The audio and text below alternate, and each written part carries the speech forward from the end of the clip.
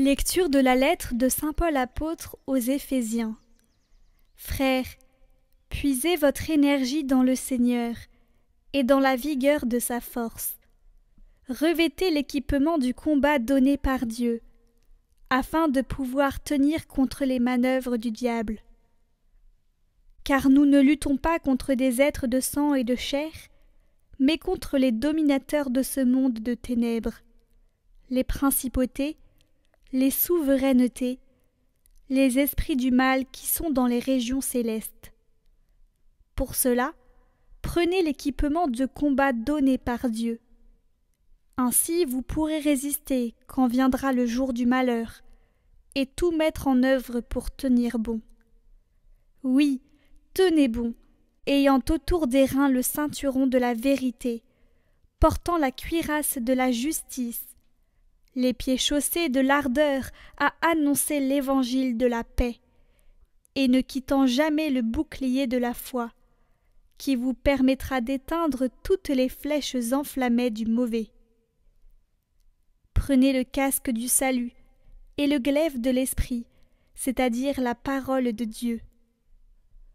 En toutes circonstances, que l'Esprit vous donne de prier et de supplier, restez éveillés. Soyez assidus à la supplication pour tous les fidèles. Priez aussi pour moi, qu'une parole juste me soit donnée quand j'ouvre la bouche pour faire connaître avec assurance le mystère de l'Évangile dont je suis l'ambassadeur dans mes chaînes. Priez donc afin que je trouve dans l'Évangile pleine assurance pour parler comme je le dois.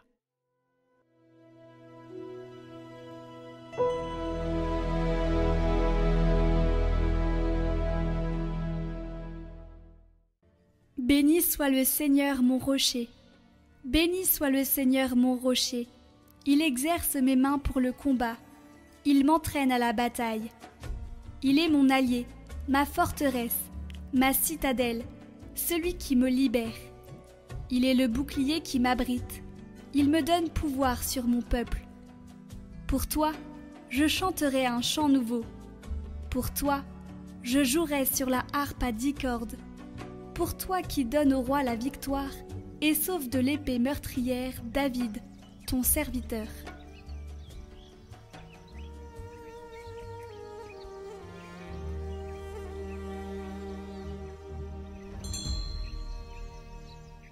Évangile de Jésus-Christ selon saint Luc.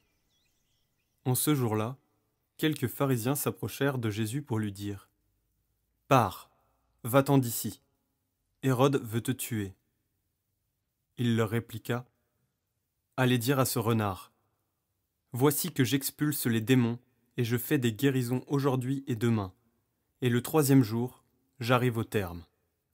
Mais il me faut continuer ma route aujourd'hui, demain et le jour suivant, car il ne convient pas qu'un prophète périsse en dehors de Jérusalem.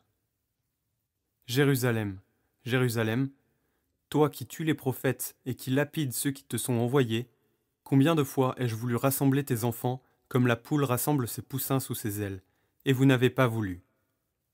Voici que votre temple est abandonné à vous-même.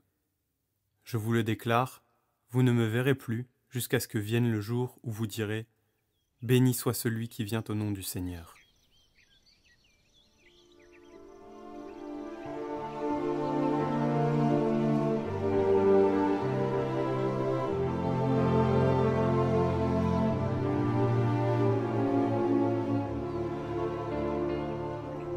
L'amour du Christ le conduit aux larmes, aux pleurs pour chacun d'entre nous. Remarquez la tendresse qu'il y a dans cette expression. Jésus pourrait condamner Jérusalem, dire de mauvaises choses, et il pleure parce qu'elle ne se laisse pas aimer, comme les poussins de la poule. Cette tendresse de l'amour de Dieu en Jésus. Cela, Paul l'a compris. Si nous ne parvenons pas à sentir, à comprendre la tendresse de l'amour de Dieu en Jésus pour chacun de nous, jamais, jamais nous ne comprendrons ce qu'est l'amour du Christ.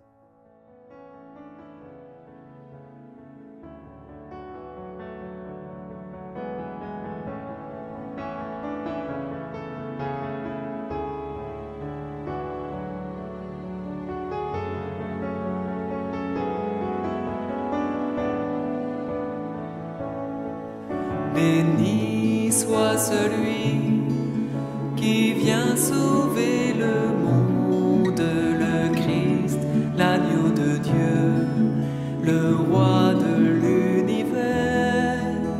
Gloire, honneur et puissance à l'agneau vainqueur pour les siècles des siècles.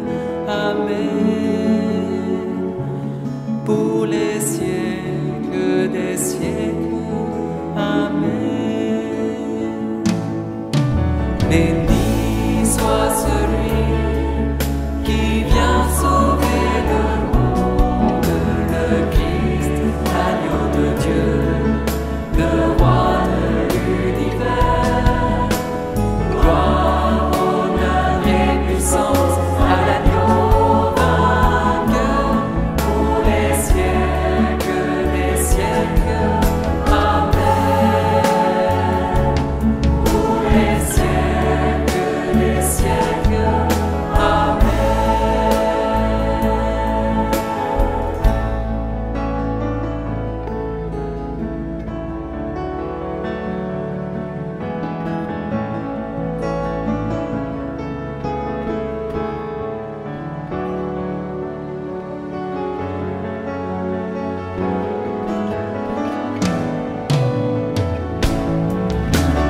Béni soit celui qui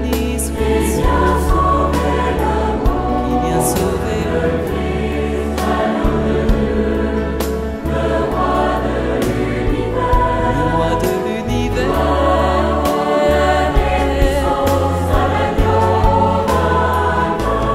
Pour les siècles des siècles. Pour les siècles des siècles. Amen.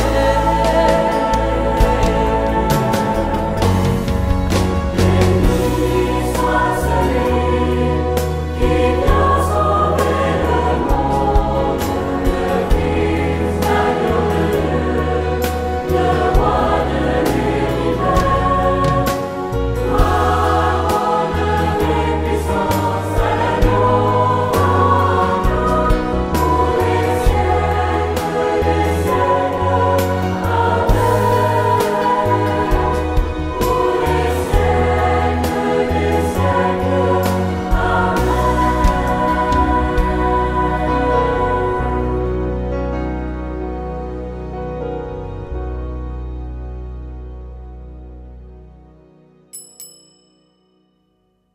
Retrouvez la neuvaine aux fidèles défunts aux âmes du purgatoire en lien en haut à droite et en description.